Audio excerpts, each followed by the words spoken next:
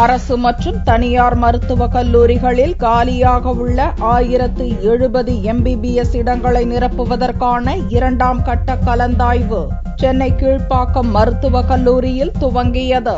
தமிழகத்தில் உள்ள 18 அரசு மருத்துவக் கல்லூரிகளில் உள்ள 1823 MBBS இடங்களை நிரப்புவதற்கான முதல்கட்ட கலந்தாய்வு ஜூன் 18ஆம் தேதி துவங்கி 4 நாட்கள் நடந்தது.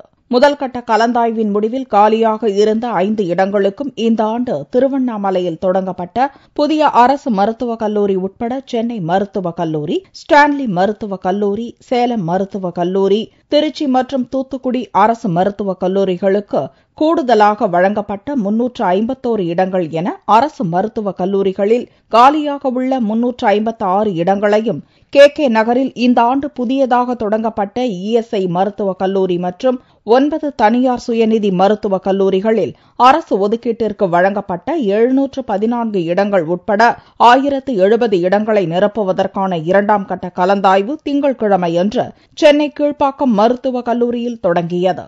2ஆம் கட்ட கலந்தாய்வின் முதல் நாளன்று முதல் கலந்தாய்வில் சேர்க்கை கடிதம் பெற்று அரசு மருத்துவக் கல்லூரிகளில் சேர்ந்துள்ள மாணவர்களுக்கான மறுதுணை கலந்தாய்வு நடைபெற்றது. இதில் மாணவ மாணவிகள் கலந்து கொண்டு வேறு கல்லூரிகளை தேர்வு செய்தனர். என்னோட மெடிக்கல் கட் ஆஃப் 199.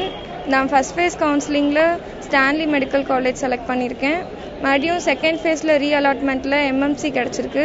அது எனக்கு ரொம்ப ஹாப்பியா இருக்கு. 2ஆம் கட்ட கலந்தாய்வில் தமிழகத்தில் உள்ள ஒரு அரசு பல் மருத்துவக் கல்லூரியில் உள்ள 84 இடங்களும் 17 தனியார் சுயநிதி பல் மருத்துவக் கல்லூரிகளில் அரசு ஒதுக்கீட்டிற்கு வழங்கப்பட்டுள்ள 937 இடங்கள் என மொத்தம் 1021 இடங்கள் நிரப்பப்பட உள்ளது. உச்சநீதிமன்ற உத்தரவுப்படி பொதுப்பிரிவில் உள்ள 32 முற்பட்ட வகுப்பைச் சேர்ந்த மாணவர்களுக்கான கூடுதல் இடங்களுக்கு செவ்வாய்க்கிழமை கலந்தாய்வு நடைபெற உள்ளது. 2ஆம் கட்ட கலந்தாய்வு ஆகஸ்ட் 16ஆம் தேதி வரை நடக்கிறது.